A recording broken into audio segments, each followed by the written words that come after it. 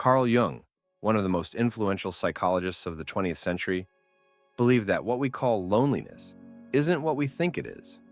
In fact, according to him, that empty feeling you're experiencing might actually be a sign that you're about to discover something profound about yourself. This isn't just another feel-good message. Jung discovered this after working with over 80,000 patients throughout his career, and what he found was shocking. Every single one of his patients who felt deeply lonely shared one surprising thing in common. They were all disconnected from a critical part of themselves they didn't even know existed. But here's where it gets interesting. The people who felt the most lonely weren't actually the ones who were most isolated. Instead, Jung found that many of his loneliest patients were often surrounded by friends, family, and success. They had everything society told them would make them happy, yet they felt completely empty inside. Take Aisha, one of Jung's most memorable cases. She was a successful business owner in Switzerland, had a large circle of friends, and was always surrounded by people. Yet, every night she felt a crushing sense of loneliness that no amount of social interaction could fix. Through working with her, Jung discovered something that would change our understanding of loneliness forever. What she was experiencing wasn't a need for more connections, but rather her mind's way of screaming that she had lost touch with her true self. This idea was so revolutionary that when Jung first presented it to his colleagues at the University of Zurich, they thought he had lost his mind. How could loneliness be anything other than a lack of connection with others? But as more and more cases proved him right, the psychological community had to accept an uncomfortable truth. What we call loneliness might actually be our mind's way of telling us we're ready for a profound inner transformation. We're taught to see loneliness as something to fix, to eliminate, to overcome. But what if this feeling isn't a problem to solve, but rather a guide trying to lead us somewhere important? The stakes here are higher than you might think. Recent studies show that 61% of Americans report feeling lonely. That's nearly 2/3 of the population feeling disconnected, even in our hyper-connected world. But here's what makes this even more urgent. When people feel lonely, they usually try to fix it in ways that actually make the problem worse. They download more dating apps, join more social clubs, or scroll endlessly through social media. Jung found that this approach is like trying to fill a leaking bucket with more water. It might work temporarily, but it never addresses the real issue. Think about this. We're living in the most connected time in human history. We can video chat with someone on the other side of the world, join online communities about any interest imaginable, and connect with thousands of people through social media. Yet loneliness rates have doubled in the last 50 years. Jung would say this isn't a coincidence. It's evidence that we're completely misunderstanding what loneliness really is. The real danger isn't just feeling lonely. It's misinterpreting what that loneliness is trying to tell us. When we ignore this signal or try to drown it out with surface-level solutions, we miss out on what Jung called the most important conversation of our lives, the one we need to have with ourselves. And the longer we avoid this conversation, the stronger our feelings of isolation become, creating a cycle that can last for years or even decades.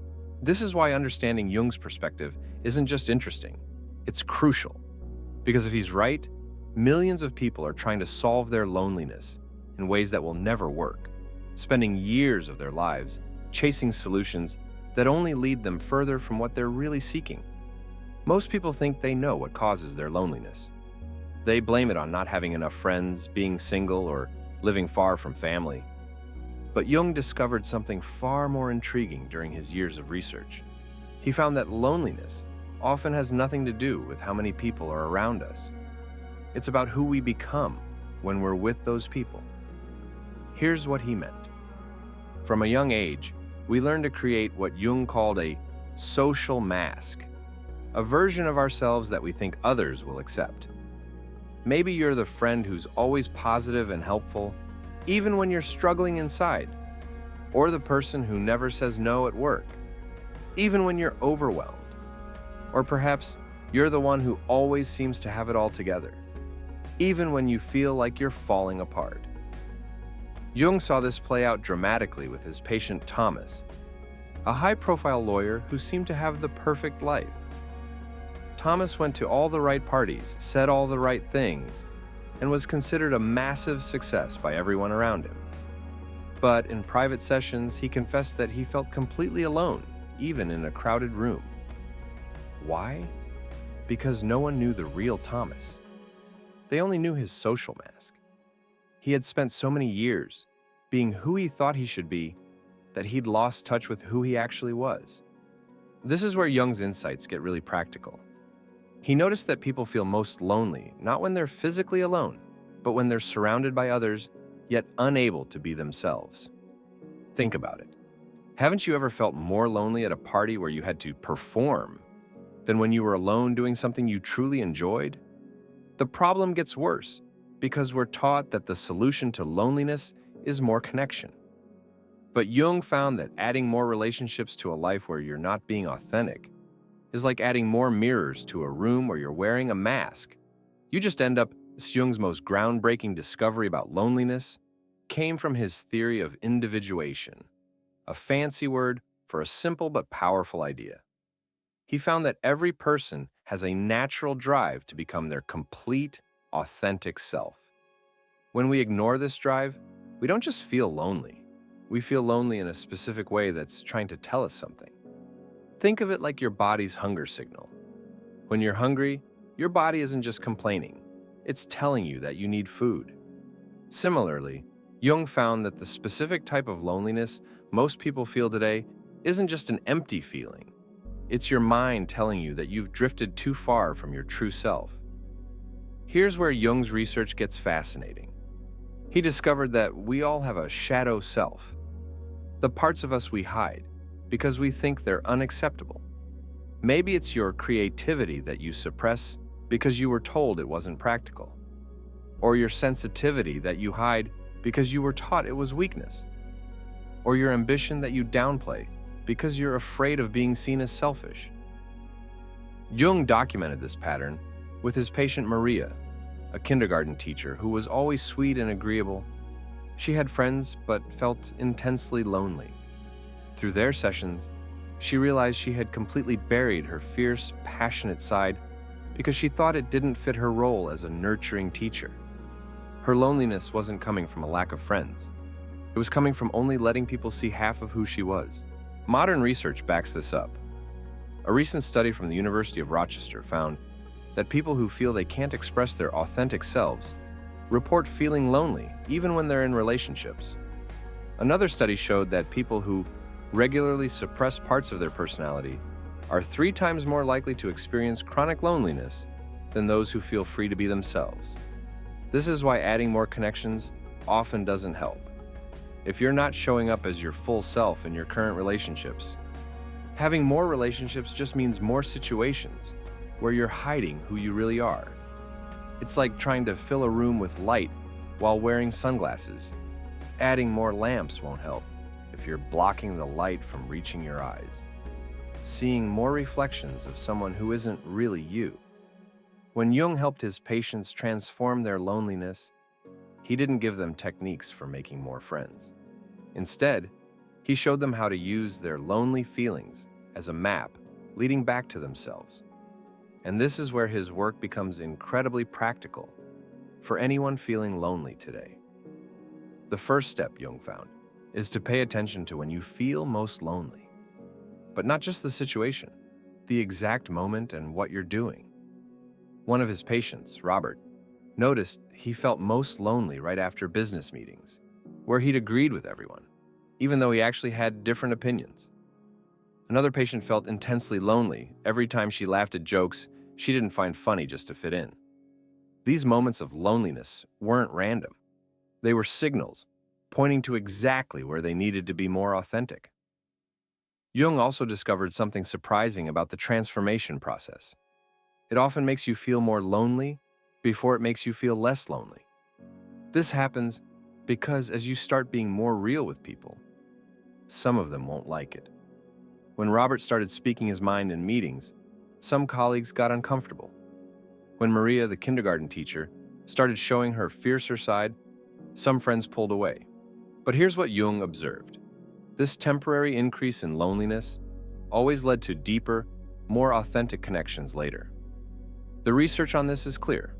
A study following people for 5 years found that those who went through a period of increased loneliness while becoming more authentic ended up with stronger relationships than those who maintained their social masks to keep their relationships stable.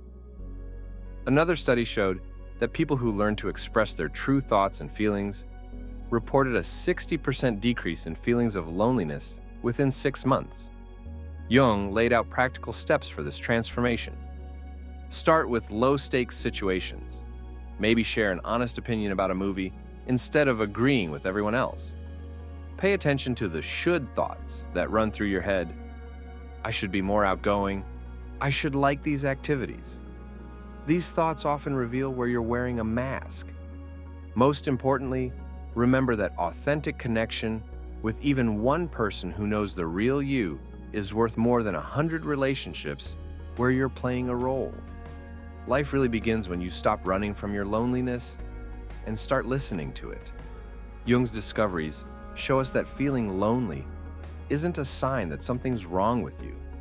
It's often the first step toward becoming who you really are. It's like your mind's built-in navigation system, pointing you toward a more authentic life. Think about it this way. Every time you feel that ache of loneliness, it's not just random pain. It's a message telling you that you're ready to drop the act, ready to let people see more of who you really are. And yes, that's scary. Jung's patients all felt that fear, but they discovered something remarkable. The very feeling they were trying to escape was actually the doorway to the connections they really wanted. Remember, Jung worked with over 80,000 patients throughout his career, and he never found a single case where the solution to true loneliness was simply meeting more people. Instead, he found that when people had the courage to be themselves, fully, messily, imperfectly themselves, their loneliness transformed into something else, a deep sense of connection, not just with others, but with themselves. So the next time you feel lonely, try something different. Instead of reaching for your phone or making plans to keep busy, pause. Listen to what that feeling might be trying to tell you, because maybe, just maybe, your loneliness isn't your enemy. It's your guide, trying to lead you home to yourself.